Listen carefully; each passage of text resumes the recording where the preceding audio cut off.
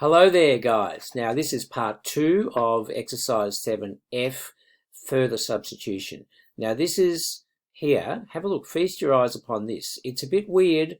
There's nothing in our basket of techniques which would tell you how to do that. And I saw this, or something very similar to this, as part of an integral question, which VCAR sprung on us a year or two ago. And I thought, oh, jeepers, I've got to show my students this. Now, okay, yeah, see, it's difficult. It's very difficult. And there's nothing in our cookbook set of techniques that tells us how to do this. So we need to find a suitable substitution to enable us to evaluate this easily, okay? Now, this is where you get creative. And when you're stressed in an exam, you might not feel all that creative. So I'm here to basically give you a lifeline for a question like this. They're likely to do it again. So a double angle formula can be very effective. What? Double angle formula, you say? How can you use a double angle formula? Well, you can.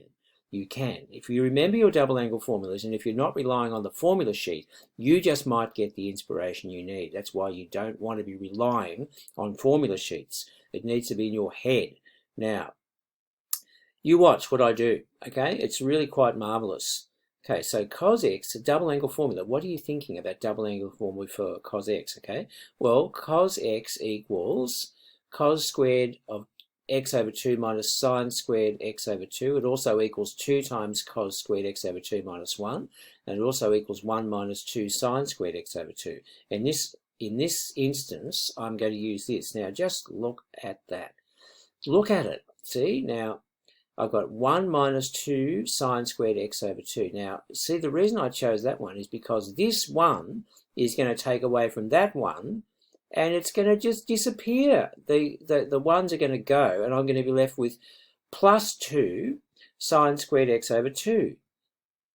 I know. Are you amazed? It's just sensational.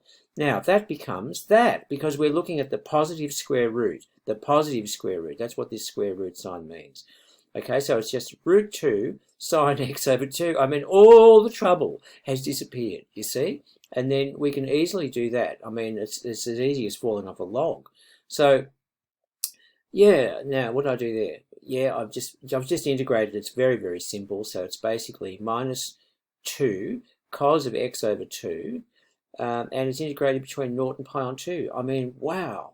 And you can easily do that. But see, oh, excuse me, I'll just move myself again, just a moment. So we're out of trouble, we're out of the woods, and we just substitute the terminals in. We get minus 2 root 2 cos of x over 2 of, when x is pi over 2 is x of pi over 4, then plus 2 root 2 cos of 0. Okay, now, you know what these are, for goodness sake.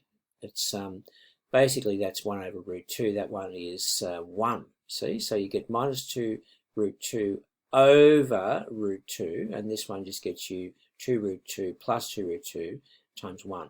Okay, so you'll get those two little beasties cancelling, and you get this.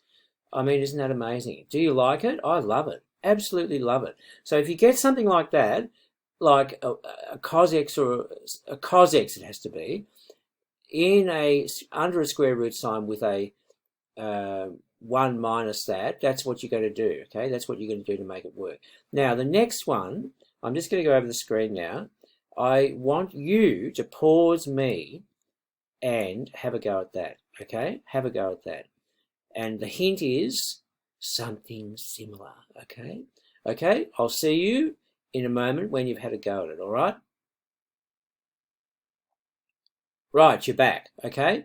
What did you do? Yeah, we use double angle formulas just like before, except this time it's 1 plus cos, and I've put a 2x in there just to make it a bit more interesting.